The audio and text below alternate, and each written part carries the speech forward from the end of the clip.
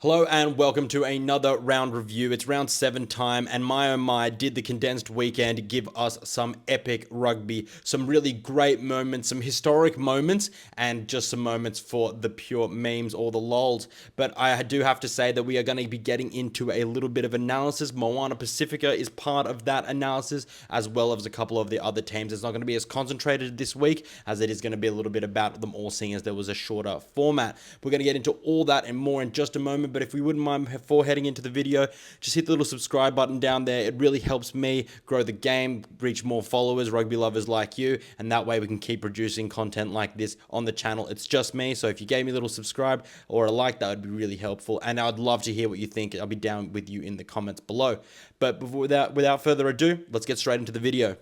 Now, I know I usually do this in a chronological fashion, but the Moana Pacifica victory, historic victory against Crusaders in Christchurch, is too good to be able to simply leave till the third game of the round. So we're going to go straight into it now. And I just have to tip my hat to Tano Umanga, his coaching staff, along with Salia Mapasua, and then also just the entire squad, 1 to 23, and the wider squad as well. That is an epic achievement. We thought the Hurricanes win a couple of years ago was an awesome moment. That pales in comparison to this Crusaders win. It is absolutely massive. And I think the real key players, as you see here in this graphic, are Danny Tuala, who wasn't even meant to play. It was due to injury that he came into the side of the back line, got a little bit of a reshift. He really helped focus the attack, gave really, really good direction when he was carrying and getting over that gain line, but also he was crucial in the moments where it mattered about ball playing. And I don't think I've seen that from him previously. He was often the number 12, being outside the back of a pod and distributing, or either being able to make the decision to carry hard. And then, of course, the man inside of him, they're giving him a big old hug, number 10, Patrick Pellegrini. What a revelation. And you'd have to say that although there are some other contenders, he's definitely in the chat for being the form fly half in the competition. It was just awesome at the end of the commentary when he said, "Oh, you know, I'm a proud Australian, this and that," because he has played at Shoot Shield through in and out, and then also been overseas playing as well. But that was a good boon for us, but he's Moana through and through now. And seeing him play great rugby, part of his play will be part of the analysis that we'll go into after the quick summation of the round, was just awesome to watch. I think the forwards, what they did really well was they also obviously brought a lot of energy, but what they did in their carry to clean technique is that the carrier was often carrying either square, because the Crusaders often use a two-man tackle approach, just like the Waratahs do. And if you're running at one player specifically, it throws one of those tacklers off. And so you're creating that one-on-one battle, and the power of the individual Moana players often got them over the line. And that also allowed the quick ruck speed, and then allowed the cleaners to be effective, and that's what gave Jonathan Taumatini there at number 9 the quick distribution, to be able to get it out to his deadly outside backs, and be able to feed Pellegrini quality front foot ball, which any 10 is going to be, especially of his caliber, is going to do a lot with. So it was really, really, really, really awesome to see them get all their parts of their game humming. You know, the scrum was decent, their line-out was pretty good, their maul was decent, and then they were tackling pretty well as well. But overall, I just want to say a big hand to the game organization from Jonathan Taumatini as well as Patrick Pellegrini. Really awesome halves duo there. You could do much worse, and they are stellar. They're killing it. On the Crusaders side, it just looked like they welcomed back a couple, like Jamie Hannah, really happy to see him back, but it just looked like there were a couple of players who were just missing that intensity that the Crusaders have shown over recent weeks. James O'Connor played pretty decently in the number 10 jersey, but then again, I think he also suffered from not attacking the line, and even when they got a little bit of go-forward ball, it felt like a lot out the back, and also it resembled a little bit like the Waratahs attack, that it wasn't often layered, and it just meant that the Moana defenders could tee off and just make that tackle really, really effectively and well, and often dominantly. It was a different energy from the Moana side to the Crusaders side, sorry. And that really showed out in the contacts. You could just see the way that they were going into contact. It was different gravy. So it was a tremendous win. Congratulations to Moana, and we're going to review a little bit of the game in a sec. But we're going to move on to the other games with just massive win. It makes the competition so much better, and it really shakes up the team because Crusaders could have been going up towards the number 1 spot. Now the Reds sit there. So let's head now into the chronological feed of the week.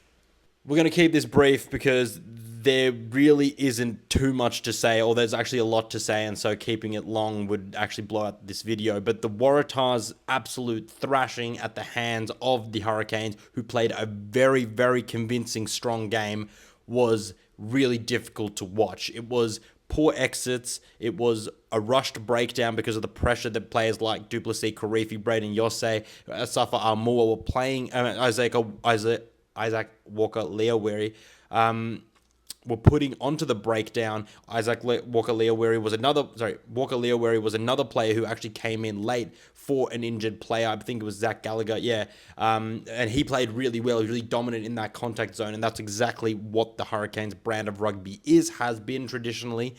And that really shook the Waratahs off the bat. Yes, they were first to score there through Lawson Crichton, and Teddy Wilson played a really strong game. But nevertheless, they were never able to fully capitalize on any of their opportunities because their attacking ruck was so fragile just because of the pressure in the tackle once the breakdown was formed. So cleaners were often getting a good clean, but then the sealer was often left with two or more Hurricanes players who drove back at them, and the amount of counter rucks that the Hurricanes got against the Waratahs just showed that the Waratahs were not committing and not learning throughout the game to commit more players to the ruck. And by committing more players to the ruck or not having them there just meant that eventually the Waratahs players ran out of players to be able to have some deception with their pods out the back. Tane Edmund replaced Lawson Crichton for a HIA injury. He just wasn't able to quite pull out the back and be that player out the back that looked like a threat to be able to give his forward pods, that little bit of extra leeway in the carry when they were carrying straight into the mouth or straight into the jaws of the Hurricanes players. Really strong game from players like Ruben Love. That flick pass, absolutely magic. Kinnan Hollow, really strong game from him. Will say that for the Waratahs, I thought that Joey Walton played really admirably. I thought Lane Gleeson was strong again. Jack Grant did a pretty decent job. Teddy Wilson as well. Both the halfbacks played pretty well. But Joseph Akuso Suaalii defensively was really, really sound. Balin Sullivan had his number on attack. Absolutely cleaned him out with a chop. And also, this is Kuso Suaalii, that is. He struggled with a little bit of the positional play, and therefore that meant that some of his exits or some of his takes there in the back weren't in the best opportunity. So that really put them under more pressure, but that wasn't just him. The whole side was struggling. Charge downs from Jack Grant in the second half, poor exits from Lawson Crichton, as well as Tane Edmed. Big congratulations to Archie Saunders from Proud Warringah Rugby Club on making his debut. Wasn't a perfect game, but nevertheless, really awesome to see him play in the Waratahs jersey, and I'm sure he'll get many more games. Hurricanes will go on to be a solid team in this competition. They had a shaky start.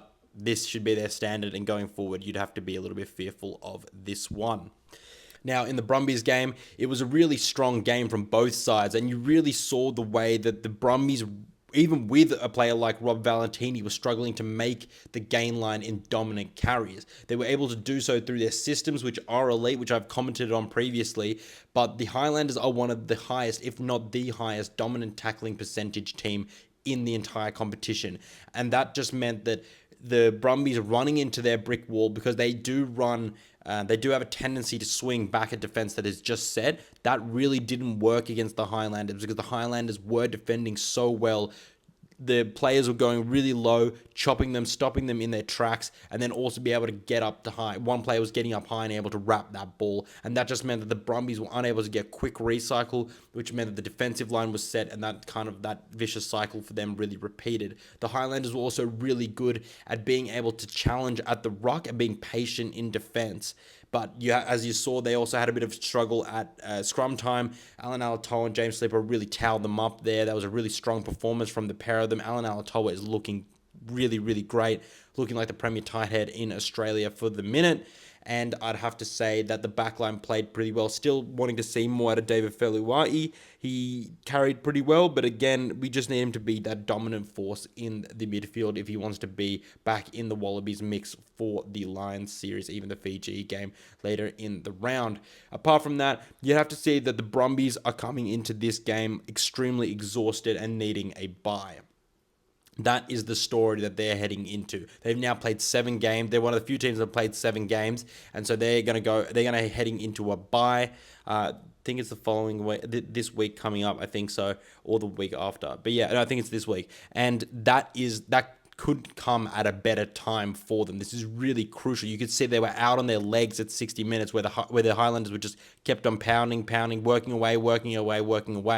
And if that game had gone on for 10 more minutes, the Highlanders would have won, no doubt about it. And the Brumbies showed that they need to be able to find a way to be able to get onto the front foot without being able to physically dominate the other side. Because even with players like Tom Hooper, Rob Valentini, who's back in the fold, David Feluai, Tai Tuatolimo, who's coming back onto the squad, you really need to be able to be getting on the front foot and winning the contacts. I know it's a basic equation, but that is really, really vital. So they need to be able to, Stephen Larkham, Ben Moen, John Alugia really need to be working alongside their team to be able to work out the systems when they aren't getting over the gain line consistently or not being able to punch through and create quick ball, because they need to be able to show variation. And I do think a chip kick or a grubber from Lolosio, whether it's Ollie Sassford in the midfield or Len Ikitau even an outside centre, to be able to put that through, to be able to give more pictures or defensive pictures for the opposition, so they're not constantly able to come up high, because the Highlanders were able to put a lot of pressure on the Brumbies defensively.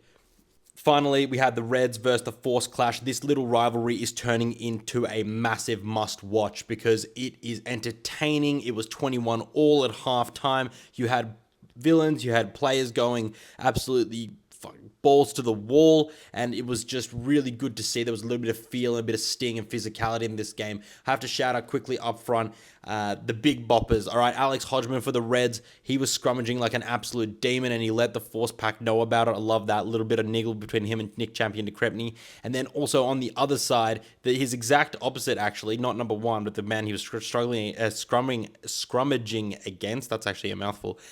Tom Robertson, who would be able to get a 40-meter runaway try, was just sensational. I cannot actually believe that the man scored from 40 meters out. He doesn't look like he's a runner, but I tell you what, he put the jet shoes on and he got away. That was run, Forrest, run. Really impressed with Tom Liner, and I think Ben Donaldson in a losing effort actually did pretty well. You have a look at their individual stats. One is clearly a director, one is clearly a ball carrier and a runner. Donaldson being the latter, Tom Liner being the former. I do think that Tom Liner directed the play better, but I think that in a side which won and ultimately did get over the top of the side, I think Ben Donaldson did quite well in a losing effort. So that was really reassuring. Elsewhere, Dylan Peach, Harry Potter had decent games. I thought Filippo Ndenguno and Seru Uru really, really, really strong combination and really important pillars for the side with the late withdrawal of Hunter Paisami. Dre Pacquiao played instead of him, had a really good game as well. So overall, I think the Reds are... Okay, look, let me put it this way. The Reds are the premier Australian sides, hands down, no question about it. The reason why, they have so many injuries. No Jock Campbell, Matt Fesler, Liam Wright, Hunter Paisami pulled out late, and then also, did I say Fraser McWright? Yeah, Liam Wright and Fraser McWright. And then you're also just like got all these young guns in there. So you've got Haramiah Murray, who hasn't been playing with the side for very long. You got Tim Ryan there, who's really good, but he's really young. And then you got Dre Pacquiao in the center, and you got Tom Liner and Kalani Thomas with Tate McDermott on the bench. So no Harry Wilson either, because he was rested. So John Bryant was on number 7 and replaced for Fraser McWright. Joe Bryle at number 8 for Harry Wilson. It just shows that the depth and the understanding of their game plan is really, really strong. And that is why they are at the top like they are right now after this round, but also why I do believe that the ceiling for them is so high, that once all those players come back, once they get their big guns firing and healthy, and into that starting 15 alongside the wider squad in the 20 match day 23. They are one of the top two sides. I do believe that it's them and the Chiefs at the top, because with that depth, to be able to come home and beat a Force side and keep them to 24 points, who have been playing really well, and I do think the Force are stronger than what people give them credit for. That is a real testament to what this squad and what Les Kiss has done with this team alongside Zane Hilton and also Jonathan Fisher, Brad Harris. Good job on Brad Harris on the defense, by the way.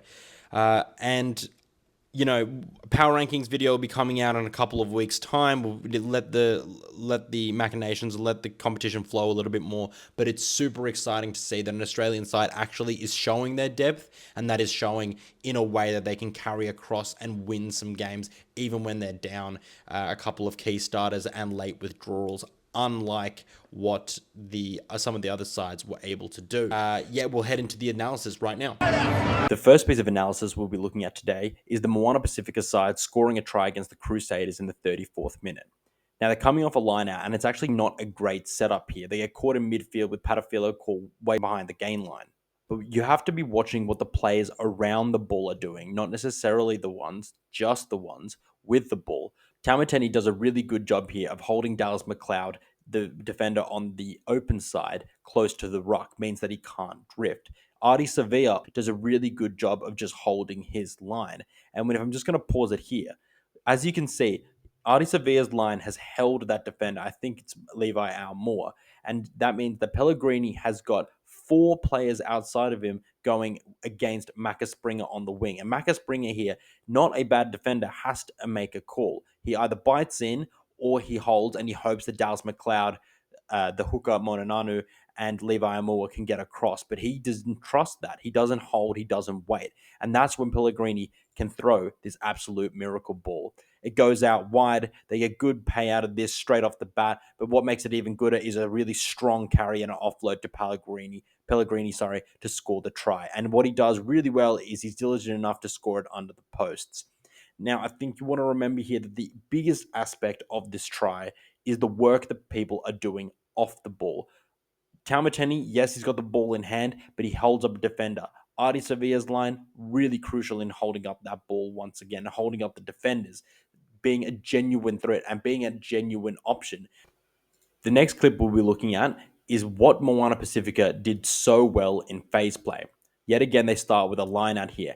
And this little deft kick that is put by Tamateni is a type of kick that the Brumbies could probably learn to use in their arsenal. Nevertheless, Moana flood the breakdown. This is the up the ante energy that really put them on the front foot and was the difference on the night. Artie Sevilla does a really good job here, holding up the ball to then allow Pellegrini to come into the attacking line and attack with some force. Pellegrini gives it back to Sevilla and they set the play up again. Rolling on here, you see Danny Tuala playing that ball playing out the back, and he's done that really well, a new skill that he's added to his arsenal. The Moana Pacifica side continue to roll on, and who's there to carry? Danny Tuala. It's a really, really strong, good option. And there you see that the Moana side are also operating on the fact that they are going back at defenses where they've just come from. Defenders resetting, they're not able to get off the line, they're not able to link up with the players around them, and therefore that makes for a weak shoulder or a lesser tackle, and that means that they can reset and get quick ball once again. They're probably lucky to not actually be considered to be cleaning from the side, but nevertheless they get good pay out of their ruck ball because it's so quick. Pellegrini gets absolutely whacked in this instance, able to distribute. Danny Tuala does really well to redistribute again out to Miracle Failangi, and then they're out and breaking the line and making good meters. Another great carry, another good clean, and then who's there to be able to claim the chocolates at the end?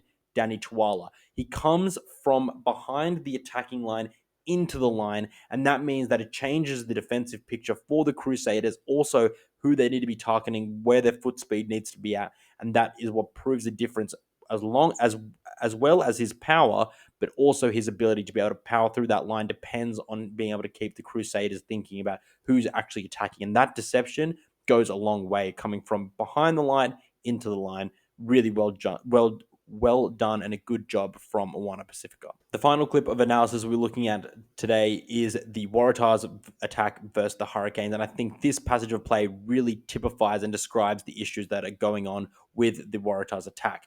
Not only is this attack extremely readable and telegraphed by the Waratahs, but the Hurricanes have the starch and the players to be able to make the defensive hits matter when they get those reads right. And I think the key thing that you want to be looking at here is how one out, how alone each carrier is. Yes, they are part of a pod, but there is never any deception or any look or any kind of inkling that anyone but the middle player is going to be carrying the ball every time. And if you watch it roll on, I'm just going to let it roll on and we'll talk through it as it goes on. It's just such singular one out stuff. The Hurricanes aren't even putting that much pressure on, but it's still forcing the Waratahs to attack and to be able to carry and to distribute earlier than they are ready to. Particularly this carry here with Charlie Gamble. He is effectively by himself with no other cleaners around him. Peter Larkey can just tee off on him and take the tackle. Yeah, he did a good job to push the tackle, but the whole time it was so clear that he was going to be the runner, and that creates no deception and no hesitancy in the defender's mind. If you follow in the subsequent phase, again, there is nothing deceptive about Angus Bell carrying this ball. Miles Amatosero, Ben Grant don't look like genuine options, and therefore it's easy for Caleb Delaney to tee off and to make that tackle. And then this is where the patience starts running out. Ben Grant, he is so isolated in this carry. There is never any doubt that he's going to be the one carrying, and that means that the Hurricanes can just line him up and absolutely whack him. And what happens in this situation? Walker Leaweri and Yosei hold him up.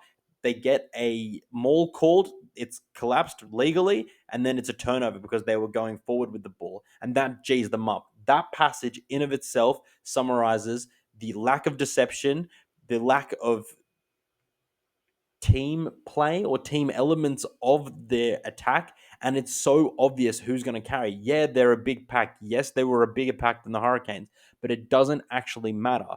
As long as they are not operating as units in their pods, then they are going to be tackled, because as any coach will tell you, from 16, 15s, maybe even younger upwards, that two sets of shoulders are going to be better than one. And then if you're a one out runner running into contact against two defenders, you are going to lose that 9 times out of 10, unless you're the biggest player on the field, which even then you're not guaranteed a positive result. So the Waratahs really need to sharpen up their pod play and to be able to play with some variations. The Brumbies have quite a nice tip-in kind of system in their pods. Anything but running straight one out and so clearly leading ahead of their pod that there's no deception, and not having a back out the back always to be able to provide that buffer. It just means it's really telegraphed. It's so obvious, and the Waratahs are going to be in for a world of hurt if they can't fix this problem, or if they can't tweak this to be able to be more deceptive. Hope you enjoyed that, and if you did, please give me a like, subscribe. It really helps me grow the channel, as like I said. Also, don't forget that on Wednesdays I do a round preview, and I do go through the teams and who is going to be playing and what that means for the tactics coming up. There are some key games coming up. It's going to be awesome, and I cannot wait to share it all with you. So don't forget to follow me on X. I write for Rugby Pass during the week, so you can read that. My 5 takes will be out this afternoon or tomorrow morning. So what I made of the round for the Aussie Super Sides. But keep loving your rugby, keep watching your footy, and I will catch you guys on the next one.